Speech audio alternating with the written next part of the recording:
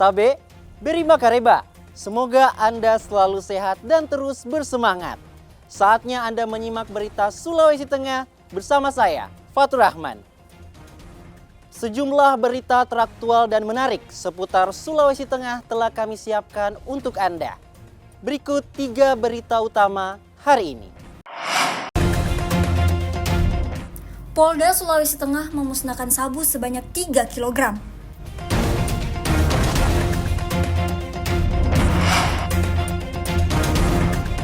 Harga gula pasir di Kota Palu sepekan terakhir ini mengalami kenaikan signifikan.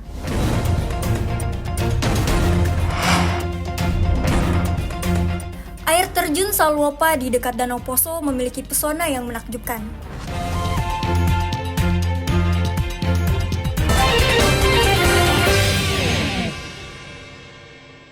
Dengan tersangka G yang menggunakan modus operandi. Direktorat Reserse Narkoba Polda Sulawesi Tengah memusnahkan 3 kg narkotika jenis sabu-sabu.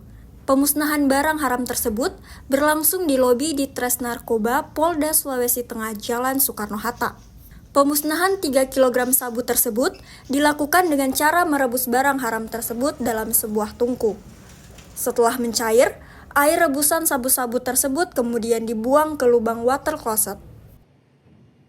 Kepala Subdit 3 di Tres Narkoba Polda Sulteng, Komisaris Polisi Raden Real Mahendra, 3 kg sabu-sabu yang dimusnahkan di Tres Narkoba Polda Sulawesi Tengah tersebut merupakan hasil pengungkapan di 2 lokasi yang berbeda pada bulan Maret 2024. Dari 2 kasus tersebut, polisi juga mengamankan 5 tersangka. Mereka dijerat pasal 112 dan 114 Undang-Undang Nomor 35 Tahun 2009 tentang narkotika dengan ancaman hukuman penjara maksimal seumur hidup. Melaksanakan kegiatan pemusnahan barang bukti narkotika jenis sabu dari 2 kasus dan dengan berat 3 kg. Adapun pada kesempatan ini dari 2 kasus tersebut terdapat 5 orang tersangka yang kami proses dengan pengenaan pasal 112 dan 114 Undang-Undang Nomor 35 Tahun 2009 tentang narkotika dengan ancaman hukuman penjara maksimal seumur hidup minimal 6 tahun. Pemusnahan sabu-sabu tersebut menjadi wujud komitmen polisi dalam memerangi peredaran narkoba di Sulawesi Tengah.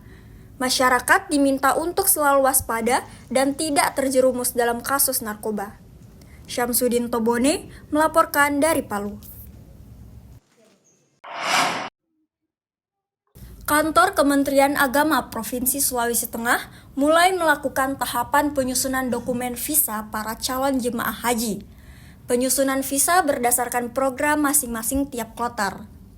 Tahapan persiapan ibadah haji sendiri dimulai dari pengumpulan dokumen jemaah haji yang sudah lunas, kemudian pembentukan manifest pengembangan dari tiap kloter, serta penggabungan dokumen antara visa, paspor, dan bukti setoran lunas sesuai urutan kloter.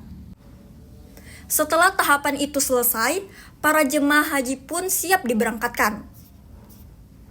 Jumlah jemaah haji di Sulawesi Tengah tercatat sebanyak 2.042 dengan total 6 kloter penuh dan ditambah 1 kloter gabungan.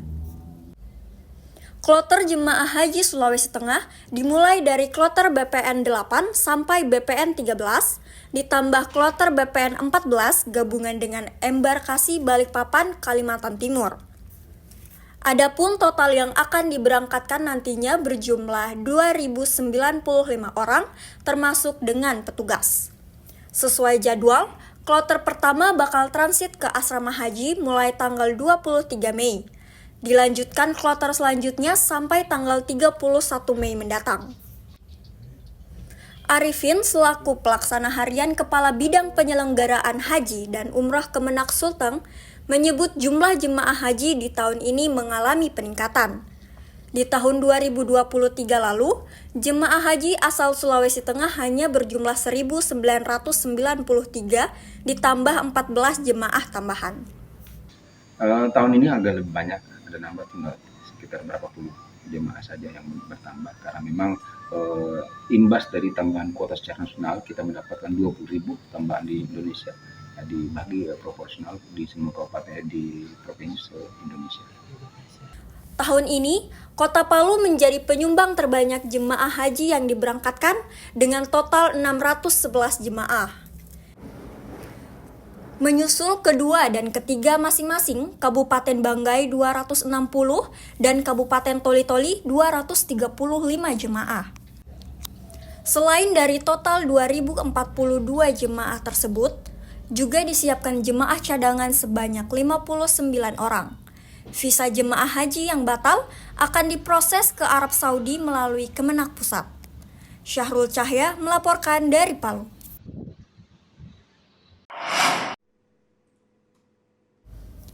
Badan Meteorologi, Klimatologi, dan Geofisika Stasiun Meteorologi Mutiara SIS Al-Jufri menjelaskan cuaca panas di Palu bukan dampak gelombang panas seperti di negara lain. Cuaca panas dirasa dalam beberapa hari di Palu karena sudah mulai memasuki masa peralihan cuaca. Indonesia sendiri tidak terdampak gelombang panas seperti di negara yang berada di benua Asia sebelah utara Indonesia. Hal itu disampaikan Prakirawan Cuaca BMKG Stasiun Meteorologi Mutiara Palu, Eka Trimas.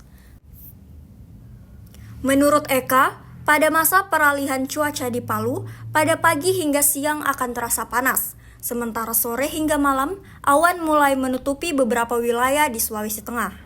Ada pula sampai hujan dengan intensitas deras. Kondisi ini akan terjadi selama bulan Mei. Itu berdasarkan karakteristik fenomena. Jadi berdasarkan karakteristik fenomena itu, gelombang panas itu diartikan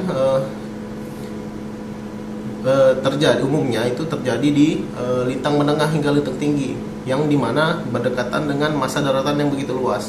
Jadi kalau secara geografis Indonesia itu tidak ini ya, agak jauh gitu dengan secara fenomenanya, karena Indonesia kan letaknya di daerah perairan ya, kepulauan. Kemudian secara indikator statistik suhunya, jadi untuk dikatakan sebagai gelombang panas itu umumnya itu harus terjadi itu 5 hari minimal 5 hari berturut-turut. Nah itu ada ketentuannya juga. Jadi misal ketentuan statistika. Jadi misal kita suhu maksimumnya rata-rata 34,5 misalnya di Kota Palu. Nah ada ambang batas statistikanya tuh 5 derajat.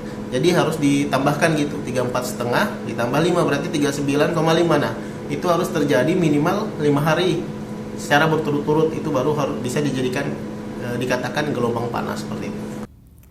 Data dari BMKG sendiri, gelombang panas atau heatwave terjadi di negara Asia Tenggara yang berada di atas lintang 10 derajat lintang utara.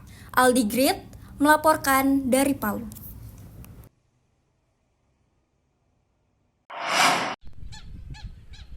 Hujan yang mengguyur Kota Palu beberapa hari terakhir ini berdampak bagi petani garam.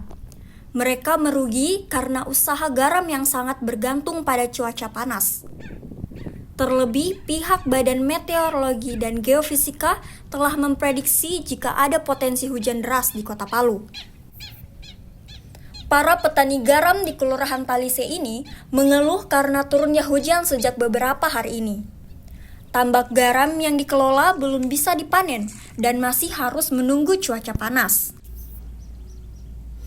Padahal, jika cuaca panas, para petani bisa memanen garam sebanyak 4 hingga 5 karung per hari. Petani garam Agus mengatakan hujan turun beberapa hari ini mengakibatkan tambak garam miliknya belum bisa dipanen.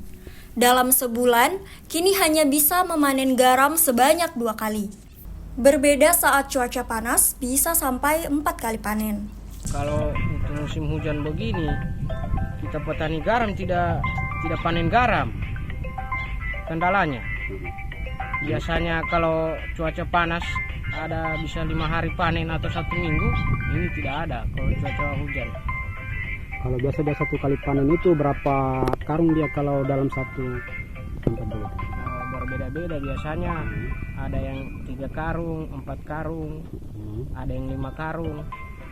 Begitu kadang 1 meja dia punya hasil panennya. Tidak hanya petani, para penjual garam di Talise pun mengeluh karena selama ini usahanya bergantung pada cuaca. Harga jual garam yang dikenal memiliki kualitas terbaik di Lembah Palu ini ikut terpengaruh oleh cuaca. Reni, salah seorang penjual garam di Jalan Yosudarso, mengatakan jika cuaca turut mempengaruhi harga garam. Apabila cuaca panas, maka harga garam akan turun karena produksi melimpah. Demikian pula sebaliknya, harga garam akan naik jika stok menipis. Kalau hujan, harganya sedikit naik. Kalau panas matahari, harganya sedikit murah. Sesuai dengan cuaca lah, harga garam naik. Saat ini, untuk pasaran harga garam konsumsi berwarna putih bersih dihargai Rp150.000 per karung. Sedangkan garam berwarna hitam dihargai lebih murah, yakni Rp100.000 per karung. Ikram Bayoge melaporkan dari Palu.